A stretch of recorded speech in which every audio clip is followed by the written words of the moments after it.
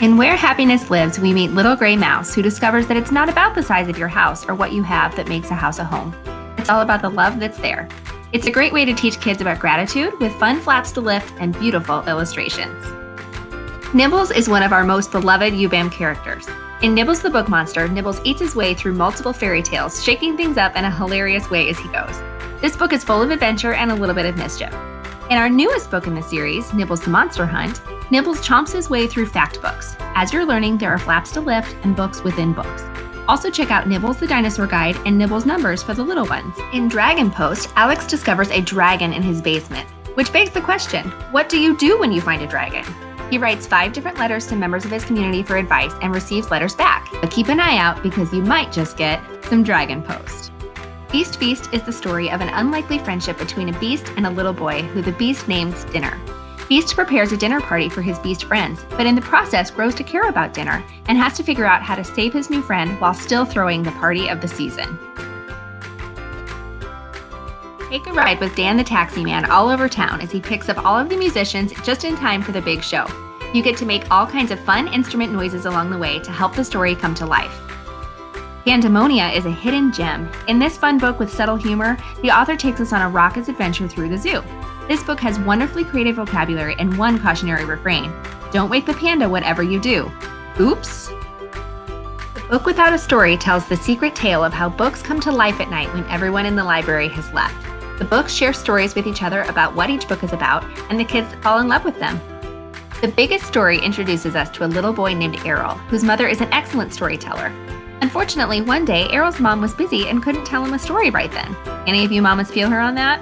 So Errol decides to tell his own story for the first time. With the help of his animal buddies, including some dinosaurs, Errol comes up with the biggest story ever. It's a celebration of imagination with lots of adventure.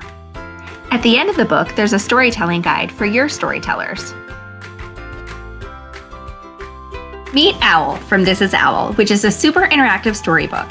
You tickle Owl's belly, clap to wake him up, flap the pages, and do all kinds of things to help the story as it moves along.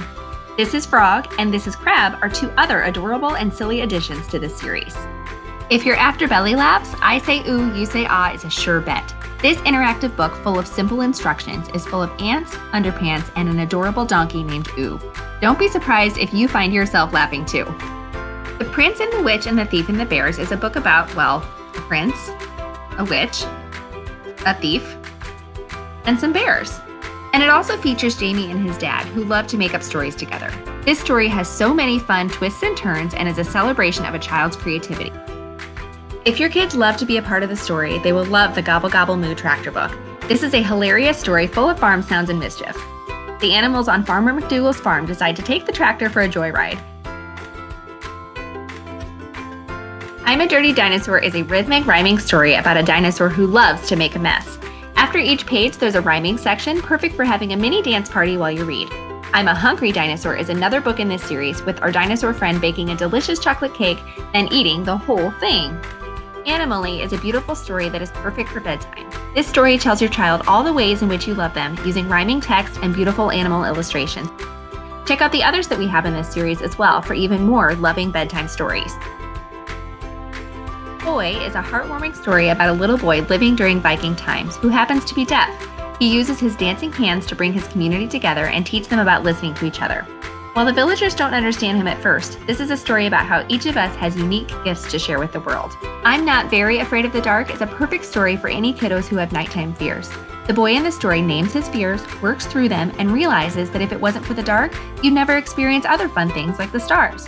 You can shine a flashlight through the holes in the pages to make this an extra fun nighttime read. Jonathan James and the What If Monster is a story about dealing with anxiety and how even if we have a what if monster whispering worries in our ears throughout the day, sometimes we have to remember all of the good what ifs that could happen instead.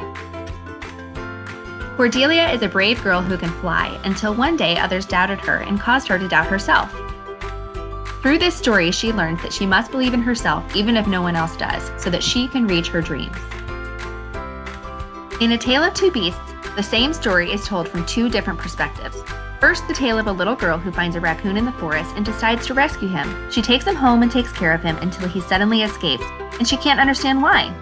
Then, the story of the raccoon who was in the forest minding his own business until a little girl came and kidnapped him. It's a great lesson in empathy for young children.